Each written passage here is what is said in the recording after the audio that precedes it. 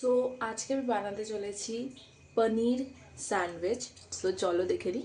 Hello everyone, welcome back to another day of my life. আজকে আমার সন্ধেবেলা বানাতে ইচ্ছা করলো পনির স্যান্ডউইচ।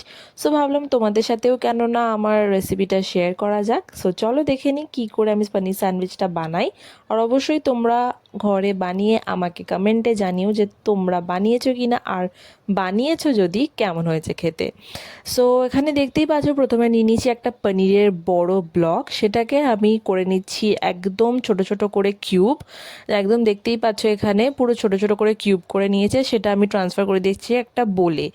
এইবারে আমি দেব সব রকমের সস। প্রথমেই দেব হচ্ছে তন্দুরি সস, তারপরে দেব chili sauce, tomato sauce, sweet and spicy. তো তোমরা আরও অনেক রকমের সস ইউজ করতে পারো। শেজওয়ান সস যাদের একটু স্পাইসি খেতে ইচ্ছা করে তারা দিতে পারো। তার উপরে আমি দিয়ে দিলাম এখানে চিলি ফ্লেক্স, তার উপরে দিয়ে দিলাম আমি এখানে চাট মশালা, গোলমরিচের গুঁড়ো, তার উপরে দিয়ে দিলাম mayonnaise and pizza pasta sauce. So আরও সবকটা সস যেটা তোমাদেরকে আমি আগে দেখালাম সেইগুলো সবকটা মিক্স করে নিলাম।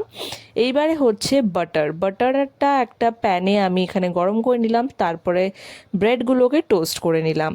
টোস্ট করার পর যে ফিলিংটা আমি তৈরি করে রেখেছিলাম পনিরের, সেটাকে দিয়ে দিলাম। আর দুটো ব্রেডের মাঝখানে যেরকম স্যান্ডউইচ করা হয় ঠিক ওই রকম করে আমাদেরকে করতে হবে। আর এখানে তোমরা দেখতেই পাচ্ছ যে আমি আর একটা ব্রেডের ওপর এখানে লাগিয়ে দিয়েছি pizza pasta sauce, tandoori sauce আর মেয়োনিজ। তারপরে ব্রেডের আর একবার বাটারে টস করে আমি মাঝখান থেকে কেটে নিলাম। আর আমাদের রেডি হয়ে গেল এখানে পনির স্যান্ডউইচ। সো অবশ্যই তোমরা ট্রাই করে দেখো অ্যান্ড আমার চ্যানেলটাকে সাবস্ক্রাইব করে দিও এরকম আরও ভিডিওসের জন্য। সো চলো দেখা হচ্ছে নেক্সট মিনি ব্লগে। বাই।